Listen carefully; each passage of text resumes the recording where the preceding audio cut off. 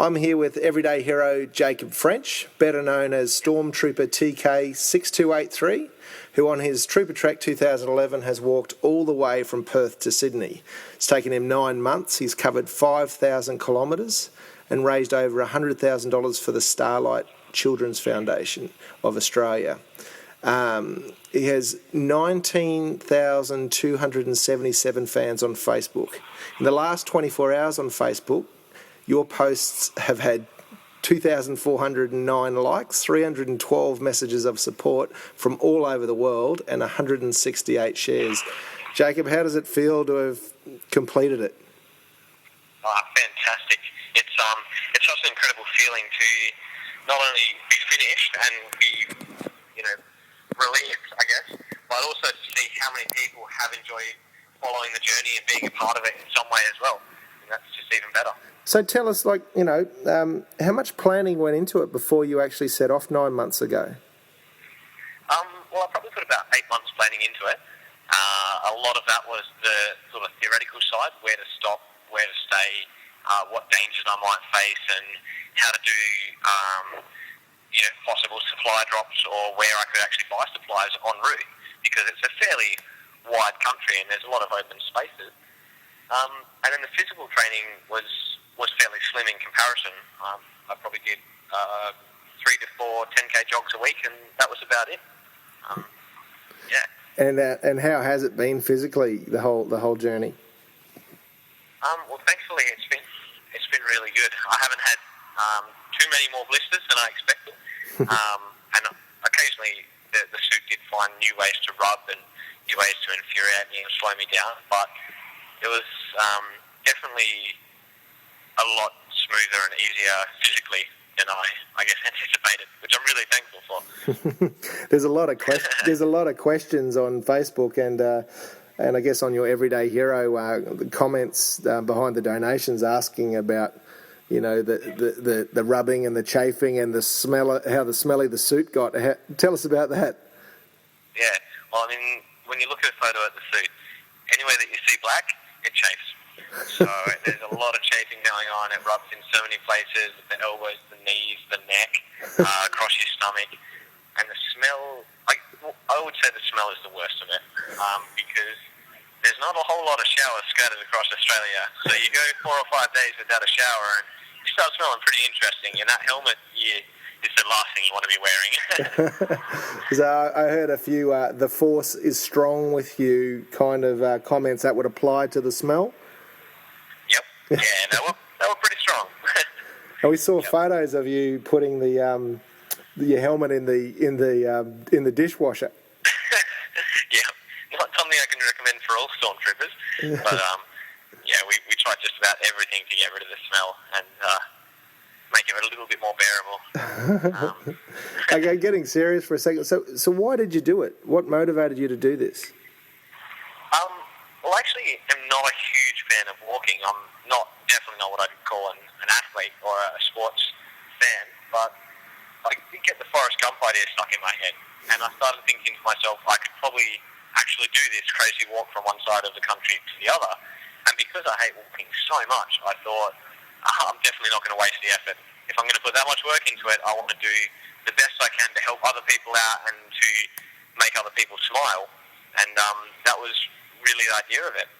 I'd been involved with Starlight through my part-time hobby, which is the 501st Legion, where we wear the Star Wars suits and we go up to the hospital and visit the kids and cheer them up. And so I'd already seen the fantastic work they did and was a huge fan. So I thought, great, I really want to help out them and raise money. And I just thought, why not combine all three elements? So I'll wear the suit, I'll give everybody something to smile about along the way, and then I'll raise money for these kids and try and help them out in whatever way I can. Fantastic. And tell me, and this obviously was your plan. You've just summed it up as to what you wanted to do. What has been the effect of the journey on you? What has it done to you? I mean, what do you know now about yourself, about people, that the journey revealed? Well, it's definitely given me a much greater knowledge of the country and a lot of the places that I might have driven past before but never stopped in on. And a lot of people from all different sorts of towns and states shared so many stories with me, and welcome me into their homes and into their towns.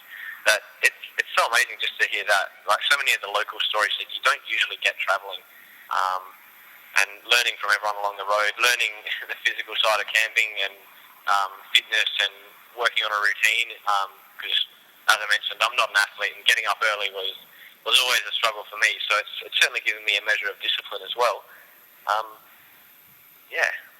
Mate, what were some of the scarier things that happened?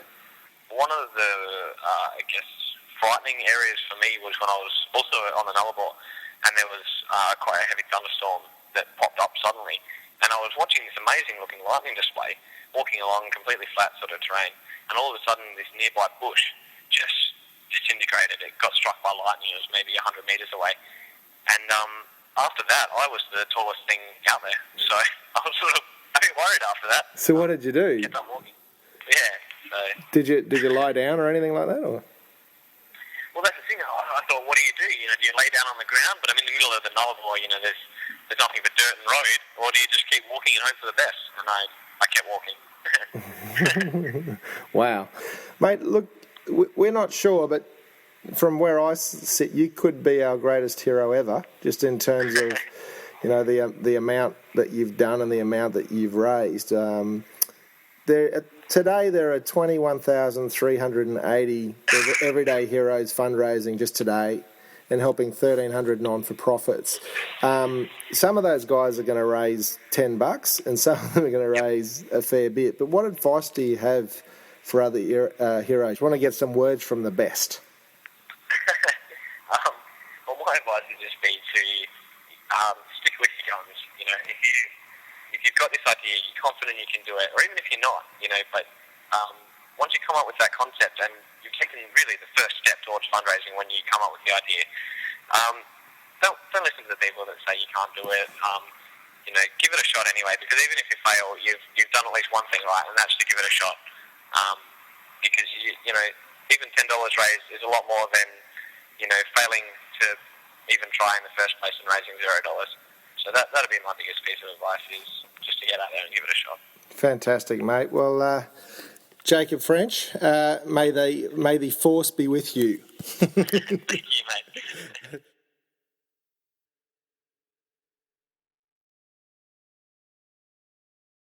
I'm here with everyday hero Jacob French, better known as Stormtrooper TK 6283, who on his Troopertrek 2011 has walked all the way from Perth to Sydney.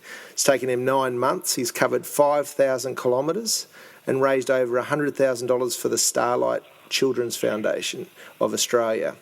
He has 19,277 fans on Facebook. In the last 24 hours on Facebook, your posts have had 2,409 likes, 312 messages of support from all over the world, and 168 shares. Jacob, how does it feel to have completed it? Fantastic. It's such an incredible feeling to not only be finished and be, you know, relieved, I guess, but also to see how many people have enjoyed following the journey and being a part of it in some way as well. And that's just even better. So tell us, like, you know, how much planning went into it before you actually set off 9 months ago? Well, I probably put about 8 months planning into it. A lot of that was the sort of theoretical side, where to stop, where to stay, what dangers I might face, and how to do you know, possible supply drops, or where I could actually buy supplies en route, because it's a fairly wide country and there's a lot of open spaces. And then the physical training was fairly